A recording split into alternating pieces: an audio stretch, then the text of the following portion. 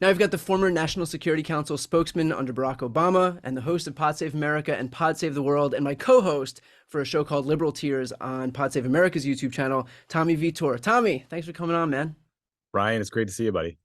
So we are now in the throes of yet another, I guess, a flare-up of what has been a long-standing Israeli-Palestinian conflict. Can you give Yeah. a brief explanation of how we got here, starting with the attack on Israel just a few days back that spurred this whole recent spate of events? Yeah. So on Saturday, Israel time, Saturday morning, the Hamas terrorist organization launched this surprise attack on Israel. It had multiple parts to it. They launched something like 2,000 rockets from the Gaza Strip into Israel. There were Hamas fighters on hang gliders, literally flying over the barrier fence between Gaza and Israel. And then there were basically Hamas ground forces overrunning checkpoints and using, backhoes and trucks to break through the barrier. And they just were able to stream into parts of Israel that were along that border. And so, these towns and kibbutzes near in southern Israel were quickly overrun. Villages were massacred. People were taken hostage. There's something like 1,000 casualties on the Israeli side, as the estimate I've seen. Thousands more have been wounded. So it's truly horrific, and hundreds of hostages were taken as well. Now, Israel is ostensibly the most secure country in the world. So how did this happen? It's a shocking intelligence failure. I mean, Israel has got one of the most powerful militaries in the world. They've got one of the best intelligence services in the world, or at least people thought. There are drones, there are satellite images, there are sensors all over that border at the Gaza Strip. So it is truly shocking that Hamas was able to penetrate and get deep into Israel like that. There's a lot of theories as to why. Clearly, the intelligence services just did not have Hamas wired as well as we might have thought they would. They didn't pick this up. Clearly, people were not watching whatever cameras or sensors or drone feeds that they have monitoring the Gaza border. And then it does seem very likely that Bibi Netanyahu had redeployed members of the Israeli military from the Gaza region to the West Bank to deal with settler violence there and to deal with, other challenges. So, there was just this confluence of events led to a catastrophe. I want to read an excerpt from Al Monitor from a source that they spoke with there. Quote, Hamas's success surprised them too. They hoped to kill some Israelis, embarrass the IDF, and return to Gaza with 2 or 3 kidnapped Israelis. Instead, they roamed inside Israel for more than a day, killing over 1,000 Israelis and getting stuck with something like 200 abductees. They are very worried. With 2 abductees, they could have negotiated with Israel for permission to build a seaport and freedom for hundreds of prisoners held in Israeli jails. With more than 100 abductees, they'll face the entire Israeli army inside Gaza. That's the tragedy of their success. Do you agree with this sentiment? I mean, listen, I obviously can't confirm their thinking, but it does make sense to me. I mean, I think that um, I imagine that Hamas thought they would face a lot more resistance. Instead, they were able to just to pour their forces over the border. And you're right. I mean, now they're sitting on reportedly 150 abductees in Gaza. The Israeli military has started a bombing campaign that is brutal and relentless and has led to hundreds and hundreds of casualties on the Gazan side. Thousands more have been injured. Netanyahu is now talking about a potential ground invasion of the Gaza Strip. There's talk of Israel potentially reoccupying the Gaza Strip. So, yeah, I mean, I do think there are probably some within Hamas who think that this is going to lead to a reprisal that could be incredibly devastating. No, for a terrorist organization, a lot of their, I guess, worth or value or power is derived from the continued hatred between these two regions. If this all results in Israel going back into Gaza, like, isn't that going to redound to Hamas's benefit at the end of this? Yeah, I mean, look, my take on this is that I don't think that there's a military solution to this problem. Obviously Israel has been occupying the West Bank for a very long time. That has not put an end to violence. The Gaza Strip has been blockaded by Israel for 16 years. That hasn't prevented Hamas from getting a hold of rockets and other weapons and that they used during this attack. So ultimately, what the Israelis and Palestinian sides both need is some sort of diplomatic talks that lead to a two-state solution that creates, some sort of a political dynamic and peace. But I do think that, Israel trying to reoccupy the Gaza Strip would be catastrophic. Well, we've heard about this idea of a two-state solution for at least my entire life. In your estimation, is something like that gonna happen, or is that just a thing that people say to sound diplomatic? I mean, I think that for many, many years, a lot of American officials, a lot of officials in both countries, sincerely wanted a two-state solution. I believe the Palestinian people want a Palestinian state. I think there's a lot of Israelis that want a Palestinian state, and they just want there to be peace. I think the challenge has been leadership on both sides that hasn't necessarily always been committed to a two-state solution, and the hard political concessions that it would require to get there. So listen, I have long questioned Bibi Netanyahu in particular's commitment to creating a Palestinian state. More recently, he's seemed far more interested in annexing more and more territory in the West Bank that would foreclose potentially the opportunity for Palestine to have its own country, because it would just be sliced into little pieces by different settlement outposts and roads and things and barriers.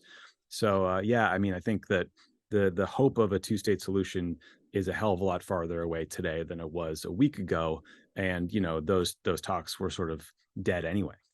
I do want to go to the topic of Bibi, but first, an issue that's kind of presented itself here as we've all figured out how to discuss this stuff. Anyone who expresses sympathy for Israel is attacked as not also caring about the historic treatment of Palestinians, and anyone who expresses sympathy for the plight of Palestinians right now is being attacked as justifying Hamas's terrorism. And so everyone is really speaking past each other right now. Obviously, this is an issue that requires a lot of nuance that that most people don't really seem to be willing to give right now, or that this whole moment we're in isn't really known for. So, how are you approaching this issue?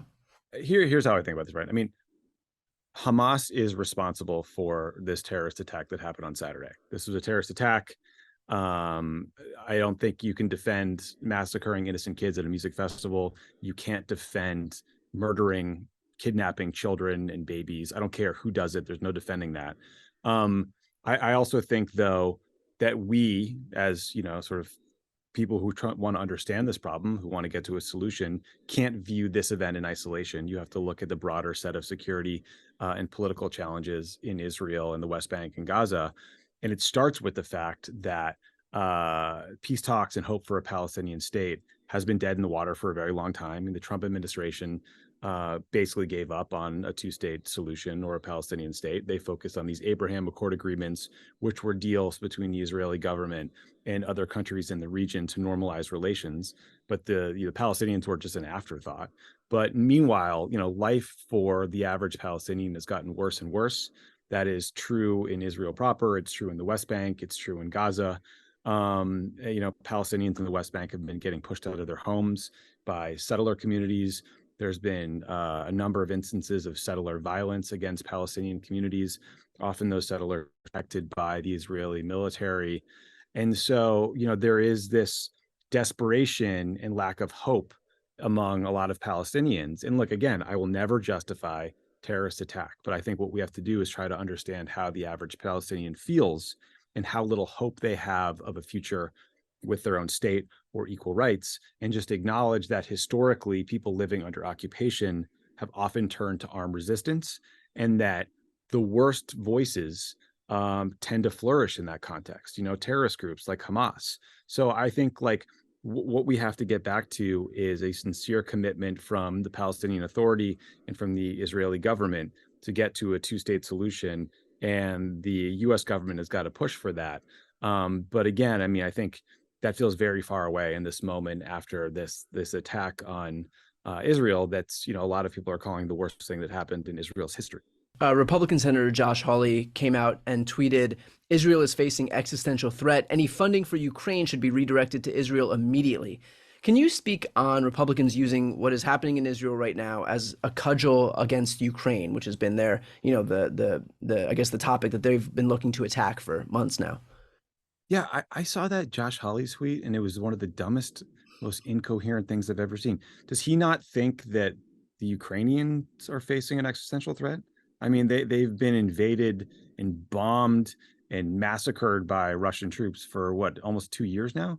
So yes, of course, I think the U.S. should quickly try to do what they can to support the Israeli government in this moment. But I also think they should be supporting the Ukrainians as they're trying to expel an occupying force in their country. I mean, so I think what's happening is Republicans just never waste a second to jump all over any kind of horrific events in the world and blame it on Joe Biden. I saw Tim Scott today said that Joe Biden has blood on his hands. What is he talking about? Ronna McDaniel called it a great opportunity.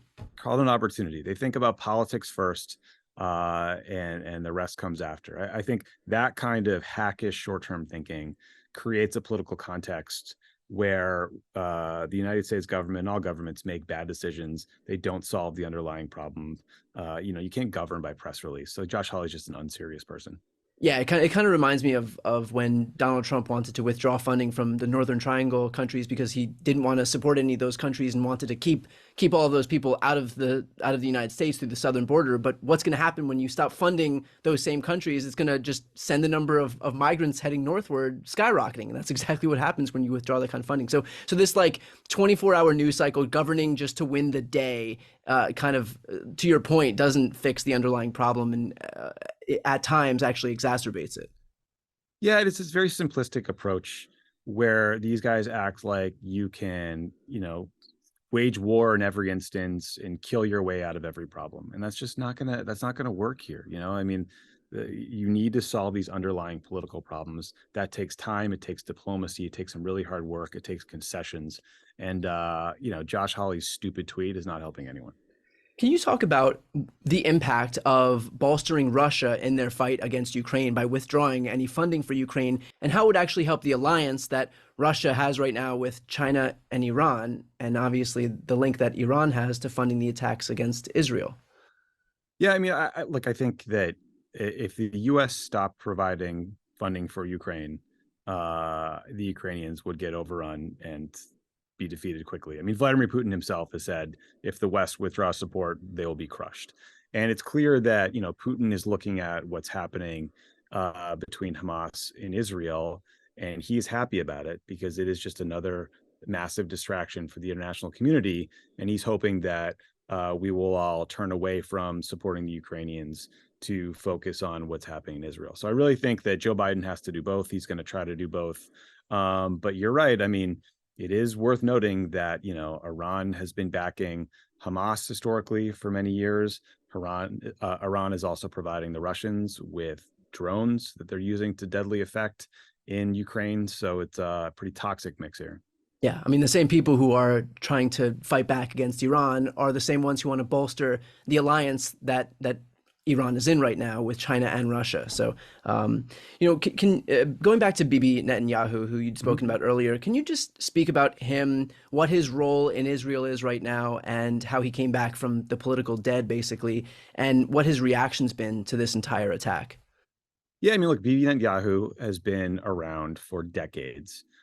He came back into power late last year by cobbling together a coalition government that includes some of the most right-wing, racist, homophobic lawmakers in the history of the country. It's lawmakers who previously were just sort of seen as untouchable in Israeli politics because they did and said such horrific things. But Netanyahu is facing all these corruption allegations. He's actually being prosecuted as we speak. And he thinks that the way he can save himself from going to jail is by staying in power and essentially figuring out a way to get the Knesset, the Israeli parliament, to give him a get out of jail free card. So he is working with these ultra-Orthodox, ultra-nationalist right-wing groups that don't believe the Israelis that don't believe the Palestinians have a right to exist, that they want to fully annex the West Bank. They just want to take it over and make it Israel proper and control it forever. And I think Netanyahu going into a coalition government with those forces, or I mean, these individuals, has exasperated this sense in Palestinian communities that they have no hope, that there is no future for them, and that they are just going to live under the Israeli government's rule forever, under occupation. And so now as we move forward with this, what do you anticipate will happen? Have you, given your work in the government before during the Obama administration, what should we expect to see here? And I guess what happens? What should we do moving forward? What makes this unbelievably complicated is there are reportedly up to 150 hostages being held by Hamas in the Gaza Strip. And Netanyahu and the Israeli government is going to be under tremendous pressure to get them back and to do it quickly. So the IDF, the Israeli Defense Forces, are currently bombing what they say are Hamas targets in Gaza. The problem with that is, Gaza is one of the most densely packed places on earth. 2 million people are living in a city the size of Washington, D.C.